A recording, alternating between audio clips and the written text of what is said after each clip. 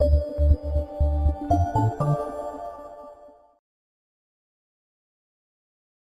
are not going too deep into this topic because I'm not a Elliott wave fanatic, but there are some things about waves that you should know and that can help you in your trading, especially regarding to pullback, because pullbacks are waves against the trend, and we have to assess whether that pullback is a change in momentum or whether it's simply a temporary breathing of the market before it continues its course. So wave analysis. The first thing we want to notice is whether a pullback is negating its previous drive. To do that, we simply have to assess how deep is the pullback going and in which angle is the pullback. So that is also why I say that angles on pullbacks are incredibly important, because the lower the angle, the higher the possibility that the trend will continue. So what you see here is an extremely friendly pullback.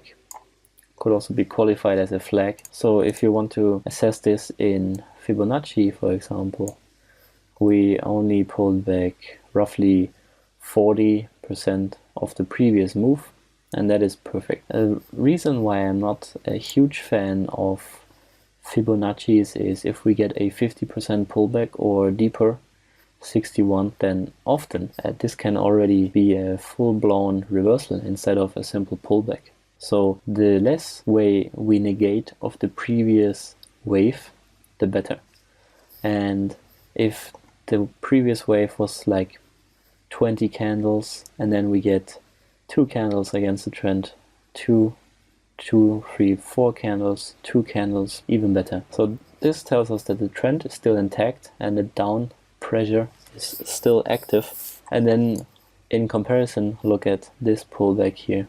We had this local high here and this local high, and they were both taken out by that pullback.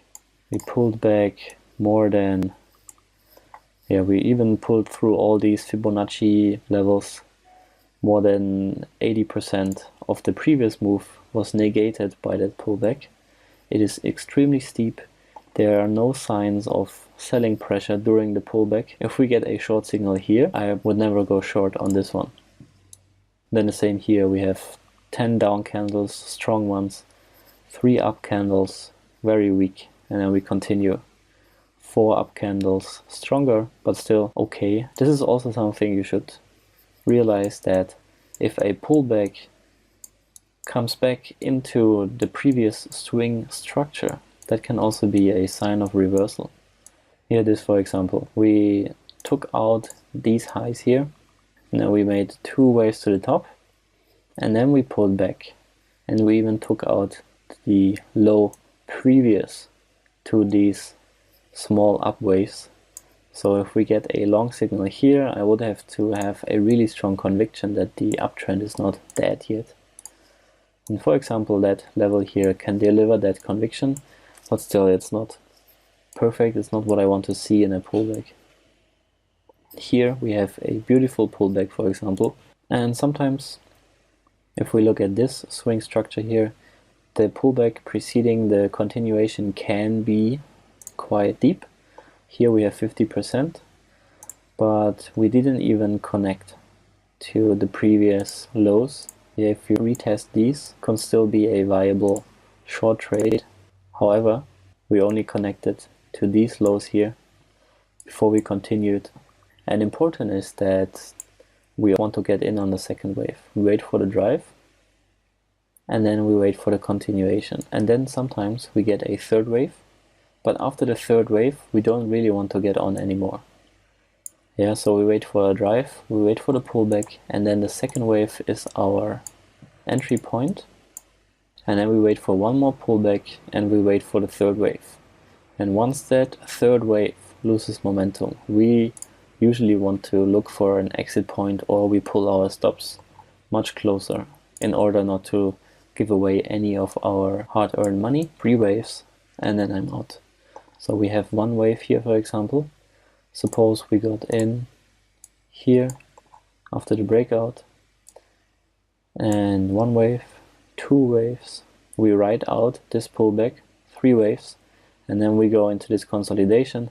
That's when you want to get out. Same here, 1 wave, 2 waves, 3 waves, and then you get out up here, or you pull your stop here.